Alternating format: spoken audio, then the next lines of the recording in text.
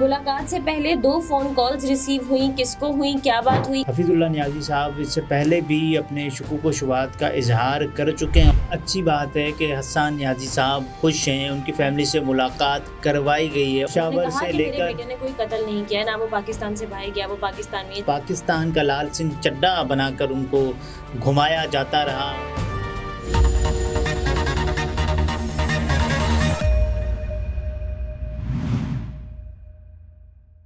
अस्सलामुअलैकुम, मैं हूं निम्रा सुहेल। अब्दुल सत्तार हमारे साथ हैं। मुलाकात से पहले 2 फ़ोन कॉल्स रिसीव हुई, किसको हुई, क्या बात हुई, इस पर बात करेंगे। और गिरफ्तार बेटा किस हाल में है, किन की बात हो रही है ये, और क्या सूरत हाल बताई गई है? देखिए, इस वक्त जो 9 मई के बाद से जो कैदी हैं, जिन हालात का वो सामना कर रहे हैं और जिनकी तहवील में वो हैं, तो इस हवाले से ये एक ट्वीट है जो कि हफीजुल्लाह नियाज़ी साहब ने अपने बेटे के हवाले से किया है। पहले तो ये जान लिया जाए कि हसन नियाज़ी साहब किन की तहवील में हैं या किसकी तहवील में हैं। तो ये हफीजुल्लाह नियाज़ी साहब इससे पहले भी अपने शुकूक व शुबात का इजहार कर चुके हैं और पहले तो अपनी नाराज़गी का इजहार उन्होंने किया कि उनको पता ही नहीं है इससे भी पहले। तो उसके बाद फिर बिलाखिर उनकी मुलाकात हुई, लेकिन मुलाकात से पहले उनको भी नहीं पता था कि वो कहाँ हैं।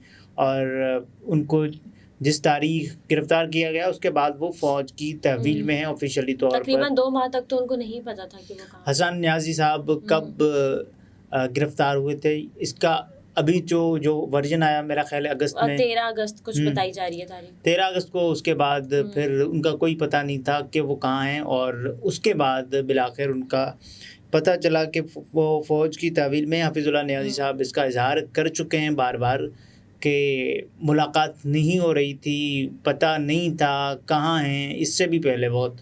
तो उसके बाद और अभी रिसेंटली एक मुलाकात हुई है उनकी, और उन्होंने बताया कि उन्होंने उनको अच्छी स्पिरिट्स में पाया है और देखा कि वो खुश हैं, ठीक हैं और फिट हैं।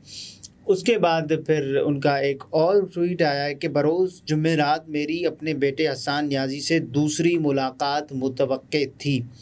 पहले एक फ़ोन कॉल पर आगाह किया गया, ये पहला फ़ोन कॉल आता है। पहले एक फ़ोन कॉल पर आगाह किया गया कि मुलाकात के लिए आ जाएं। अब उसके बाद क्या होता है, 10 मिनट बाद दूसरी फ़ोन कॉल पर मुलाकात को अगले दिन जुम्मे पर मुलतवी का बताया गया, यानी कल के दिन के लिए। जुम्मे रात को मुलाकात होनी थी, लेकिन मुलतवी करके आज मुलाकात होनी थी, कल के लिए मुलतवी किया गया। लेकिन फ़ौज की तहवील में जो पीटीआई कारकुन हैं, उनकी हर हफ्ते अपने अहले खाना से मुलाकातें अब मामूल बन चुकी हैं, जो कि बहुत ही अच्छी बात है। मेरे बेटे हसन नियाज़ी की गिरफ़्तारी के 2 माह बाद अल्हम्दुलिल्लाह पिछले हफ्ते बरोज़ जुमेरात उसकी माँ, बहन और मेरी मुलाकात करवाई गई। यहाँ पूरी फैमिली की मुलाकात होती है, यहाँ सिर्फ हफीजुल्लाह नियाज़ी साहब अकेले ने मुलाकात नहीं की है। ये जुमला मैं फिर दोहरा देता हूँ कि मेरे बेटे हसन नियाज़ी की गिरफ़्तारी के 2 माह बाद अल्हम्दुलिल्लाह पिछले हफ्ते बरोज़ जुमेरात उसकी माँ, बहन और मेरी मुलाकात करवाई गई।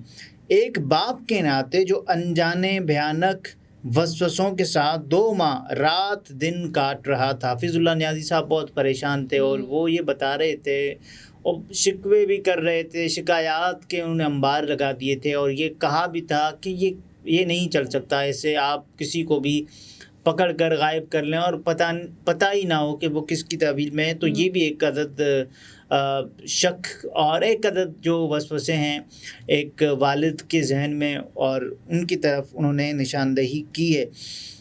तो उसके बाद उन्होंने कहा कि उसका फ़ितरी रद्द-ए-अमल कुछ भी हो सकता था। फ़ितरी तौर पर तो वो क्या भी सोच सकते थे, कुछ भी।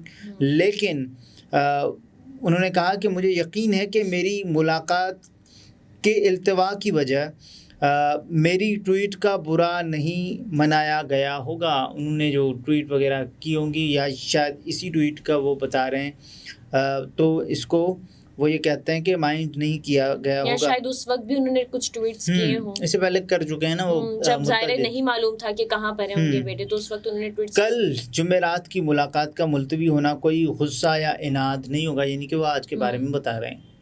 یا مطلب وہ یہ کہہ رہے ہیں کہ اگر یہ ملاقات نہیں بھی ہوتی ہے تو بھی ان کو یا کسی ملتوی قسم بھی کا ہو گئی ہے تو غصہ نہیں ہے کوئی، غصہ نہیں ہے، وہ مطمئن ہے، ہی از ہیپی. تو ویسے بھی ادارے ذاتی غصے کو ادارتی غصہ نہیں بناتے. یہ ذاتی غصہ ہے کسی کی شخصیت سے آپ کا، لیکن پھر یہ اداروں کا بڑا ظرف ہوتا ہے، بڑا پن ہوتا ہے ان کے کہنے کے مطابق کہ پھر وہ ادارتی غصہ نہیں بناتے، وہ ایک ایشو کی بنیاد پر آپ سے اختلاف ہے جو کہ ایشو کی بنیاد پر ہی ہونا چاہیے، پھر اس کو شخصیت تک نہیں لے جاتے. یہ حفیظ اللہ نیازی صاحب بتا رہے ہیں. اس کے آگے وہ لکھتے ہیں کہ ویسے بھی اور انصاف اور قانون کا جھنڈا بلند رکھتے ہیں، انصاف اور قانون کا جھنڈا بلند رکھتے ہیں، جو کہ اچھی بات ہے. اپنے ہمدردوں کی پہچان رکھتے ہیں. صحیح. اور اس سے آگے وہ لکھتے ہیں اور ان میں اضافہ کرتے ہیں اپنے ہمدردوں میں. ایک مثال دے دوں، افغانستان میں پچھلے 20 سال کے دوران جنگجو امریکی طالبان کی قید میں تھے، جو طالبان تھے جنگجو امریکی طالبان کی قید میں تھے. رہائی کے بعد طالبان کے دوست مداح اور مسلمان بن گئے، جبکہ جو طالبان امریکی قید میں گوانتے نامو جیسے بدنام زمانہ عقوبت خانوں میں رہے، وہ امریکہ سے مزید متنفر ہوئے اور ان کی دشمنی میں بھی شدت آ گئی. کاش ہم وطنوں، وہ کہہ رہے ہیں ہم وطنوں میں اسٹیبلشمنٹ کے دوستوں کی تعداد زیادہ ہوتی.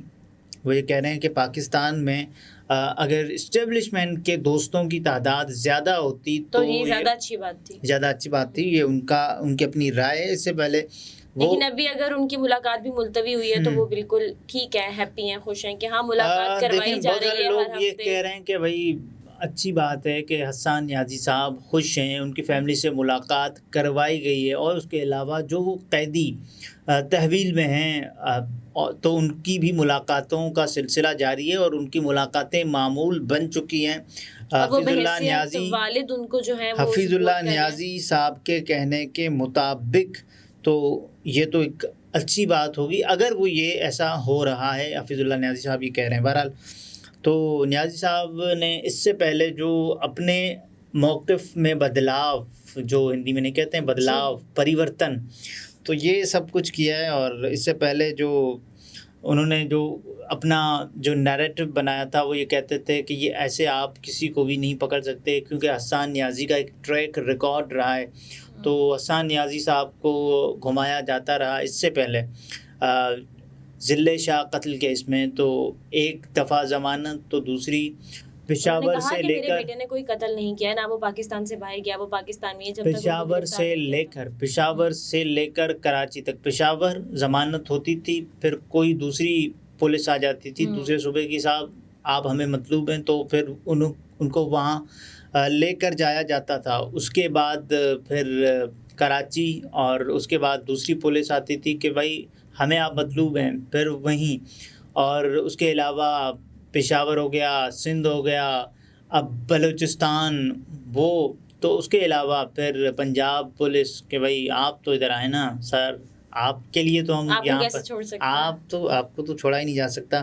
تو پاکستان کا لال سنگھ چڈا بنا کر ان کو گھمایا جاتا رہا، اور پولیس نے بھی کوئی کسر نہیں چھوڑی ان کو گرفتار کر کے. اور اس کے بعد سے لے کر کبھی وہ روپوش مبینہ طور پر، اور کبھی وہ 9 مئی کے بعد سے روپوش تھے. 9 مئی سے پہلے بھی کچھ کیسز میں روپوش، اور 9 مئی کے بعد بھی روپوش، اور اس کے بعد پھر جیسے ہی وہ گرفتار ہوئے اس کے بعد ان کو گرفتار ہی تصور کیا گیا اور ان کو فوج کی تحویل میں دے دیا گیا، یہ سب کے سامنے. تو بہرحال حفیظ اللہ نیازی صاحب اگر خوش ہیں کیونکہ وہ ان سے ہی متعلقہ شخصیت ہیں، تو اس میں سب کی خوشی ہے کہ حسان نیازی صاحب اس وقت جہاں بھی ہیں ایک بہتر ماحول میں، اگر وہ خوش ہیں. اور وہ یہ کہہ رہے ہیں کہ ملٹری ٹرائل جن کا بھی چل رہا ہے ہر ہفتے ان کی فیملی کی ملاقات کروائی جاتی ہے، جو یہ بہت اچھی بات ہے، اور اس سلسلے کو مزید جاری رہنا چاہیے. اور شیر افضل مروت صاحب نے بھی تو کہا ہے نا کہ عمران خان صاحب کا بھی ملٹری ٹرائل شاید چلنے والا ہوگا. دیکھیے مروت صاحب نے کہا ہے کہ ملٹری ٹرائل، اور اس کے علاوہ باقی جو لوگ یہ کہہ رہے ہیں کہ ملٹری ٹرائل ہونا چاہیے، کچھ کہہ رہے ہیں نہیں ہونا چاہیے، لیکن ملٹری ٹرائل کی جو بات کی جا رہی ہے اس پر پہلے تو عدالتوں کا فیصلہ آنا چاہیے، یا پھر یہ ویسے ہی 1952 کے تحت ایکٹ کے تحت یہ چلے گا، لیکن ابھی تو اس میں بہت زیادہ وقت لگنے والا ہے. یہ یا تو پھر شروع ہو جائے گا، اس کے بعد پھر جو معاملہ جائے گا اور اس کے بعد پھر ٹرائل ہوگا. صحیح. ناظرین، گفتگو آپ نے ملاحظہ فرمائی. عبدالستار ہمارے ساتھ تھے. اجازت دیجیے. اللہ حافظ.